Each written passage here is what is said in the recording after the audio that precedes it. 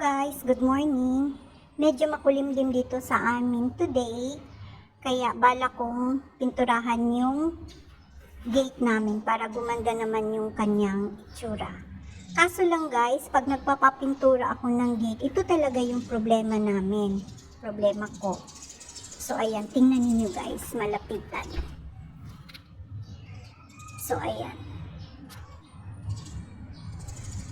Ang problema ko dito, kasi ito, dapat dito siya nakalagay para maiangat, madali lang siyang maiangat o baba. Kaya hirap kaming buksan guys, kasi tingnan nyo naman ang ginawa. So ayan. So ayan siya, ayan.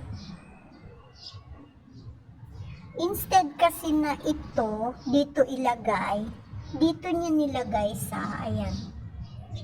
So, paano mabubuksan yan? So, ito yung problema namin na hindi mabuksan itong dito sa side kasi hirap iangat ito kasi walang hawakan.